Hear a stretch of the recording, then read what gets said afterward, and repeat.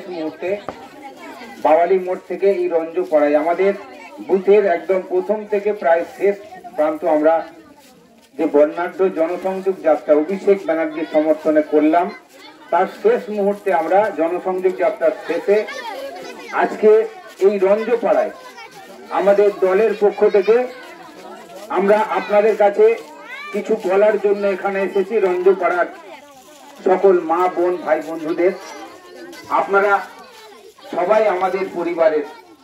আমরা মনে করি আসন্ন লোকসভা নির্বাচন, এই নির্বাচনটা আপনারা কেন 2 নম্বর বোতাম টিপে অভিষেক ব্যানার্জিকে ভোটটা দেবেন। আপনারা টিভির পর্দায় দেখেছেন, আমার মা বোনেরা যারা সন্ধ্যা হলে স্টার জলসা খুলে দেখেন, সেখানে আপনারা দেখছেন যে বলছে মোদির গ্যারেন্টি। আমি রঞ্জপাড়ার সমস্ত মামাটি মানুষ যারা মা বোনেরা দাঁড়িয়ে আছেন তাদের বিবেকের দরজায় বলবো, হ্যাঁ, মোদির গ্যারেন্টি। মোদিজি তিনি গ্যারেন্টি দিয়েছেন যে যদি আপনারা বিজেপিকে ভোট দেন এই লোকসভা নির্বাচনে, তাহলে আপনাদের লক্ষ্মীর ভান্ডারটা প্রথমে বন্ধ হয়ে যাবে। এটা হচ্ছে মোদির গ্যারেন্টি। যদি আপনারা মনে করেন মোদির গ্যারেন্টিটা আপনাদের প্রয়োজন, তাহলে আপনারা বিজেপিকে ভোট দেবেন। বলছে মোদির গ্যারেন্টি, বলছে আপনি যদি বিজেপিকে এই লোকসভা নির্বাচনে 1 জুন ভোটটা দেন, তাহলে গরিব মানুষ যাদের ঘরের তালিকায় নাম আছে তাদের ঘরের তালিকা থেকে নামটা বাদ হয়ে যাবে। এটা হচ্ছে মোদির দ্বিতীয় গ্যারেন্টি। আমার মা বোনেরা, রঞ্জপাড়ার প্রত্যেকটা মা বোন আমার প্রত্যেকেই আপনজন। আমি দীর্ঘদিন এই গ্রামটা, আজকে হয়তো জনসংখ্যার ভিত্তিতে এই গ্রামে 2টো সদস্য হয়েছে, কিন্তু গ্রাম একটাই। আজীবন এই গ্রামের মানুষের কাছে আমরা দরবার করি তৃণমূল কংগ্রেসকে ভোট দেওয়ার জন্য। আপনারা আমাদের খালি হাতে ফেরাননি। এই নির্বাচনেও আমি আপনাদের বিবেকের দরজায় আবেদন করব। এই কারণেই করব, কারণ আমরা জানি পাগলেও সে তার ভালোটা বোঝে। আপনি যদি 1 গ্লাস গরম জল একটা পাগলকে দেন, সে পাগল কিন্তু গরম জলটা খাবে না। তাহলে আপনারা কি করে খাবেন? আপনারা যদি বিজেপি বা অন্য কোন বিরোধী দলকে এই লোকসভা নির্বাচনে ভোটটা দেন, আপনারা কিন্তু তাহলে পাগলের থেকে নিচে আপনারা পৌঁছে যাবেন। কারণ অভিষেক ব্যানার্জি এমন একজন প্রার্থী, আজকে যেখানে আমরা দাঁড়িয়ে জনসংযোগ যাত্রা শেষে আমরা আপনাদের বিবেকের দরজায় ভোটের জন্য আবেদন করছি 212 নম্বর বুথের পক্ষ থেকে। এই ঢালাই রাস্তাটা কিন্তু আমাদের প্রিয় সাংসদ অভিষেক ব্যানার্জির এমপি ল্যাডের কোটায় আমাদের এই রাস্তাটা হয়েছে। আমি রঞ্জপাড়ার সকল শুভবুদ্ধি সম্পন্ন যারা আমার মা বোনেরা, আমার দাদা, আমার মামারা যারা আছেন, তাদেরকে বলবো আপনার গ্রামের উন্নয়নটা বুঝে নিন। আমার পূর্ববর্তী বক্তা দীপঙ্কর বলছিল নির্বাচন ঘোষণা রেজাল্ট আউটের 1 মাসের মধ্যে যেটুক রাস্তা বাকি আছে, একদম সঠিক কথা বলেছে। কারণ নির্বাচনের কারণে এই রাস্তাটা করা যায়নি। কারণ আপনারা জানেন দীর্ঘ 2 মাস ধরে ভোট প্রক্রিয়া চলছে। ভোটটা যদি 1 দফায় হতো তাহলে এই রাস্তার কাজ ভোটের আগেই হয়ে যেত।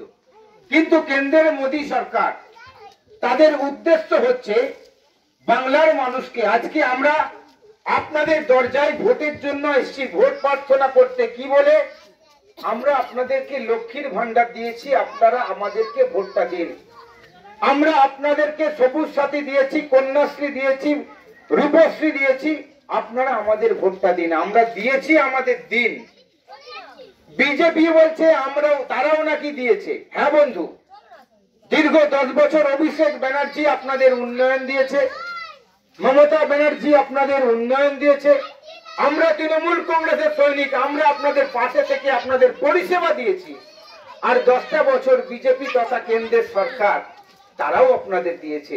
আমি আপনাদের বিবেকের দরজায় জানাতে চাই তারা কি দিয়েছে। তারা আপনাদেরকে ভাঁওতা দিয়েছে, তারা আপনাদেরকে ভাঁওতা দিয়েছে। তারা আপনাদেরকে বলেছিল 0 ব্যালেন্সের অ্যাকাউন্ট খুলুন, মা বোনেরা আপনাদের অ্যাকাউন্টে 15 লক্ষ করে টাকা দেবে। দিয়েছে? যদি দেয় আপনারা 1 জুন বিজেপিকে ভোট দেবেন। এই বিজেপি সরকার 2014 সালে যখন প্রথম নির্বাচনে ক্ষমতায় ওরা এলো, 2014 এরা বলেছিল, বিজেপি তাদের ইস্তেহারে বলেছিল আমরা যদি ক্ষমতায় আসি বছরে 2 কোটি বেকার যুবক যুবতীদের আমরা চাকরি দেব। এক বছরে যদি 2 কোটি বেকার যুবক যুবতীর চাকরি দেয় তাহলে আজকে 2014 থেকে 2024 আপনাদের বিবেকের দরজায় শুধু কটা কথা বলবো, এরপরে আমাদের জেলা পরিষদের সম্মানীয় সদস্য তিনি বলবেন। আমি দুটো কথা আপনাদেরকে বলতে চাই। 20 কোটি মানুষকে চাকরি দেওয়ার কথা বলেছিল বেকার যুবক যুবতীদের। এই রকম ভাওতাবাজকে আপনারা যদি ভোট দিতে চান আমাদের কোনো আপত্তি নেই, কিন্তু আমরা আপনাদের বিবেকের দরজায় একটা প্রশ্ন করব। অভিষেক ব্যানার্জি সমস্ত আমরা যারা সৈনিক আছি, নির্বাচন শেষ হয়ে যাবে, সাউথ বাওয়ালি পঞ্চায়েতের প্রধান সবিতা বর কিন্তু সরে যাবে না। বজবজ 2 নম্বর পঞ্চায়েত সমিতির সভাপতি সুব্রত ব্যানার্জি ওরফে বুচান্দা, তিনি কিন্তু সভাপতির পদ থেকে সরে যাবে না। বজবজের বিধায়ক শ্রী অশোক দেব, এই ভোটে যদি এই বুথ থেকে আমরা হেরে যাই, অশোক দেব কিন্তু এমএলএ পদ থেকে সরে যাবে না, সবাই থাকবে। কিন্তু 2011 সালে মমতা ব্যানার্জি বলেছিল বদলা নয় বদল চাই।